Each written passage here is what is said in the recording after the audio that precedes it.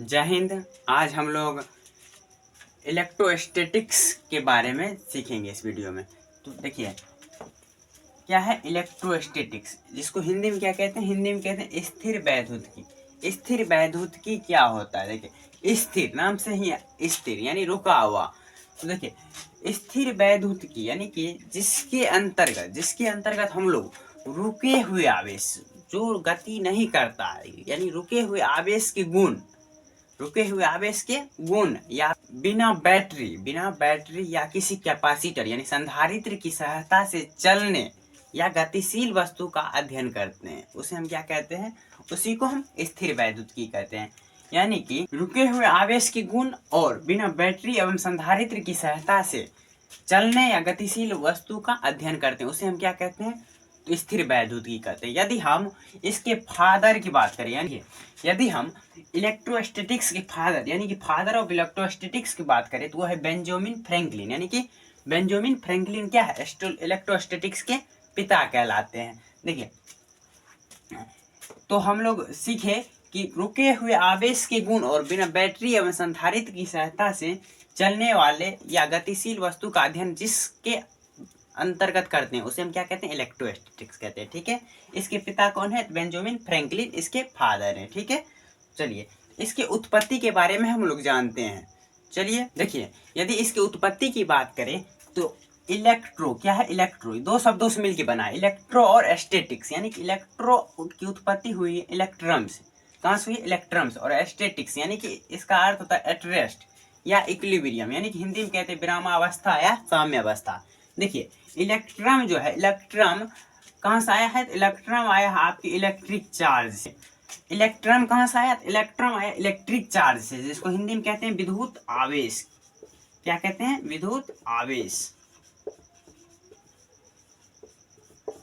विद्युत आवेश। देखिए विद्युत आवेश को हम लोग कैपिटल क्यू या स्मॉल क्यू से सूचित करते हैं। स्मॉल क्यू से सूचित करते हैं।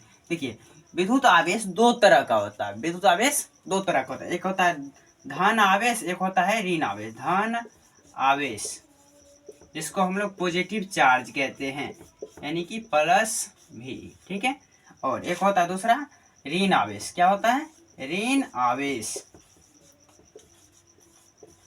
ऋण आवेश जिसको हम माइनस भी निगेटिव चार्ज कहते हैं। ठीक है, देखिए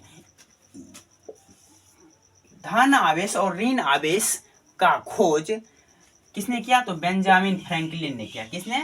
धन आवेश और ऋण आवेश का खोज बेंजामिन फ्रैंकलिन ने किया। कब किया? 1750 ईस्वी में किया। कब किया? 1750 ईस्वी में किया। ठीक है, देखिए इलेक्ट्रोस्टैटिक्स, इलेक्ट्रो कहाँ से आया? इलेक्ट्रम से। इलेक्ट्रम का कहाँ से आया? तो इलेक्ट्रिक चार्ज, जिसको हिंदी में कहते हैं विद्युत आवेश। विद्युत आवेश को कैपिटल क्यू या स्मॉल क्यू से सूचित करते हैं। तो विद्युत आवेश दो तरह का होता है, धन आवेश और ऋण आवेश। धन आवेश और ऋण आवेश का खोज किसने किया? तो बेंजामिन फ्रैंकलिन ने किया। कब किया? 1750 ईस्वी में किया। ठीक है, अब देखिए अब इसको देखते हैं एट रेस्ट। एट रेस्ट मतलब विरामावस्था और इक्विलिब्रियम मतलब साम्यावस्था। देखिए यदि एट रेस्ट की बात करें यानी इक्विलिब्रियम की बात करें, विरामावस्था या साम्यावस्था की, यह तीन तरह का होता है। कितने तरह का? तीन तरह का। पहला होता है स्टेबल, जिसको हिंदी में कहते हैं अस्थायी साम्यावस्था।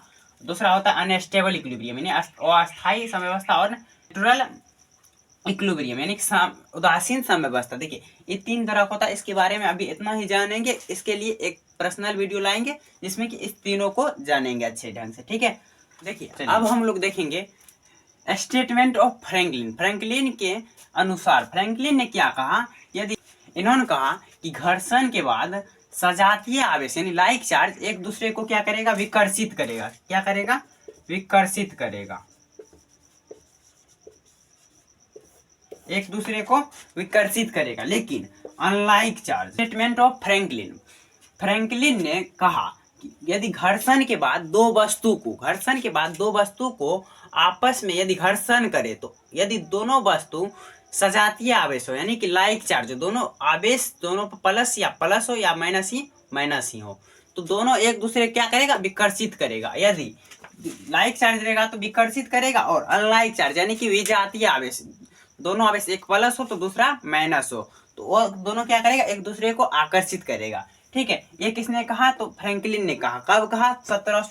1750 में कहा, वही 1750 ईस्वी में कहा। ठीक है, चलिए यदि हम तड़ित चालक की बात करें, तड़ित चालक की खोज भी किसने किया? तो बेंजामिन फ्रैंकलिन ने ही किया। तड़ित चालक की खोज भी किसने किया? बेंजामिन फ्रैंकलिन ने 1750 या फिर 49 भी पूछ सकता है, कभी कभी देता है 1749 या 50। तो 1749 या 50 में क्या किया? तड़ित चालक का खोज किया। किसने किया? बेंजामिन फ्रैंकलिन ने किया। ठीक है, देखिए यदि हम लोग सजातीय आवेश की बात करें, यानी कि लाइक चार्ज की बात करें, यदि हमारे पास एक आवेश दिया रहेगा प्लस Q1 और दूसरा दिया रहेगा प्लस Q2, यानी कि आवेश दोनों का सेम है, तो देखिए Q1 क्या करेगा?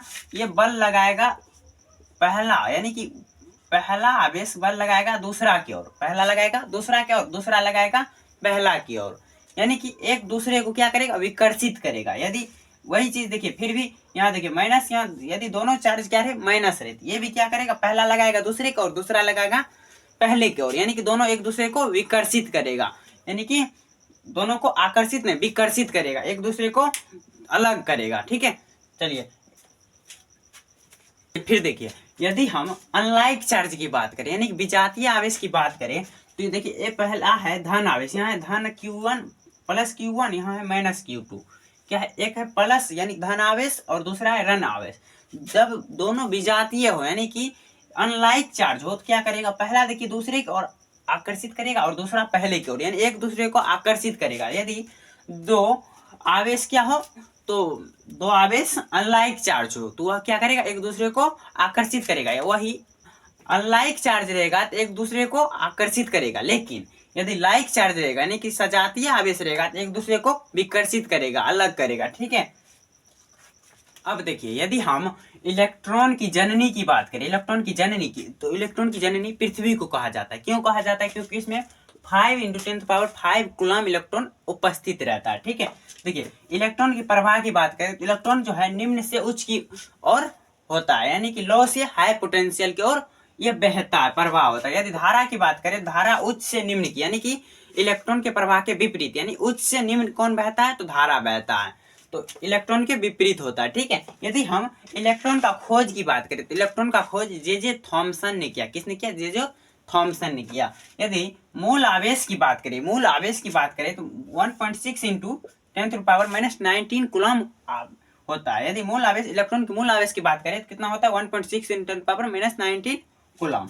यदि इसका द्रव्यमान की बात करें, मानी मास ऑफ इलेक्ट्रॉन की बात करें तो मास कितना होता है? 9.1 × 10⁻31 kg होता है। कितना होता है? 9.1 × 10⁻31 kg। ठीक है, तो ठीक है आज के लिए बस इतना ही, क्योंकि वीडियो थोड़ा लंबा हो जाएगा जिसके कारण क्वालिटी थोड़ा घट जाता है। ठीक है, तो फिर मैं अगले वीडियो में हम लोग देखते हैं इसके लिए। तब तक के लिए जय हिंद।